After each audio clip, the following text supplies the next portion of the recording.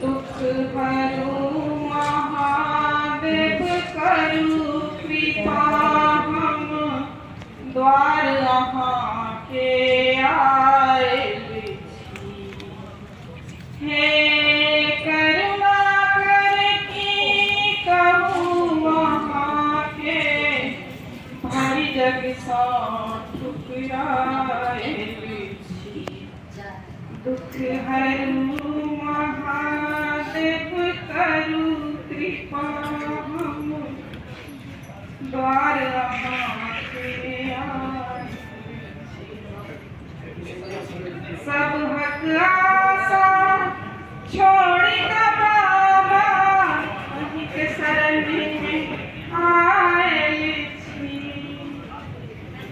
कतेक कहू अपन दुख भोला दुनिया में भूतियायल छी। हम जग सा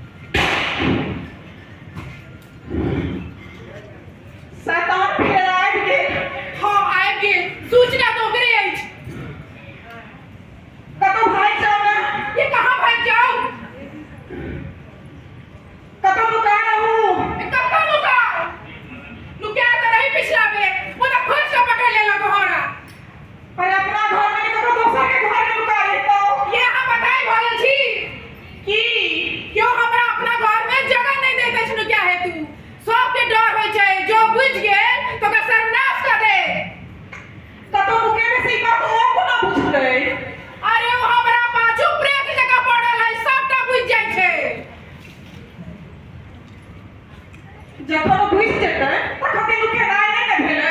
हाँ से तऽ नहीं भेलै, मुदा हमरा केओ अपना घर में जगह नहीं दैते छुपऽ के लेल।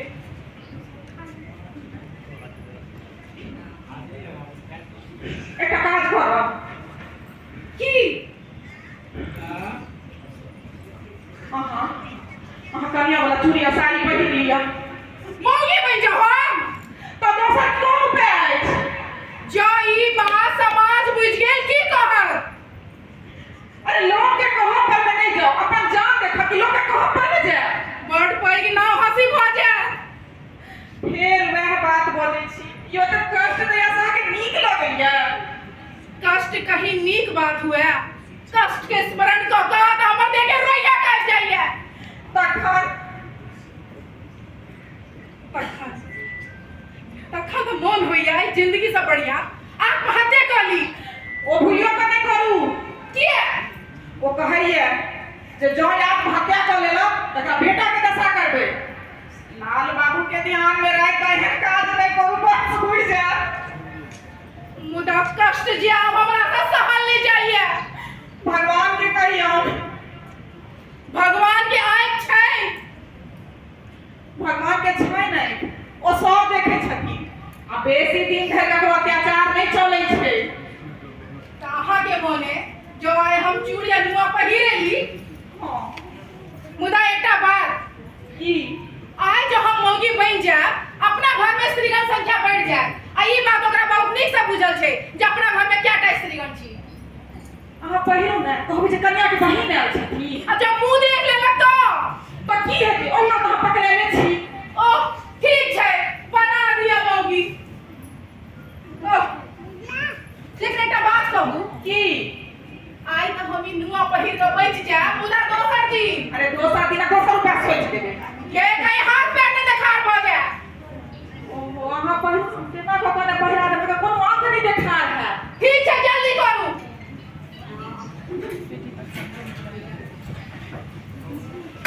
देखियो तऽ ई वादी है। हे भगवान, मौगी में हर के बातें अलग होइ छै। की मरहो काल में नुआ छटै छै।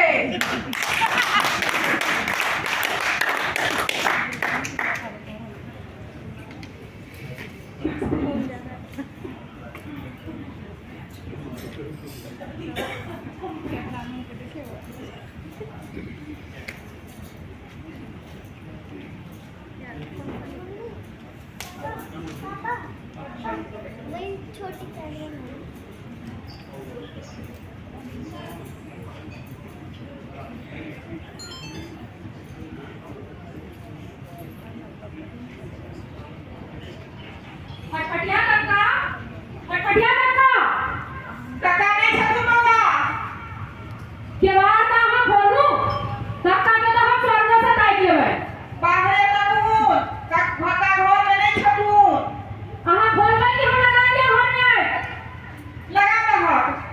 जगदीश लगो है कौन है डॉक्टर का अंदर खोले छी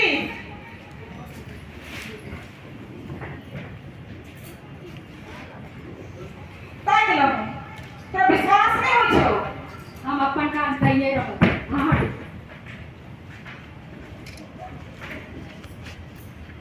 छे ओना गांव वाली भारो छ के छथि से हम देखा दै छी बढ़िया से रमेश हां तू एटा का अत्याचार किया करे छ ई बात अहाँ कक्का से पूछो हमरा से नहीं हम तोरा से जानक भीख मांगे छियो कक्का असली नहीं नकली हो सके छै आ नकली नहीं असली चलू वहां हटाओ नहीं नहीं रमेश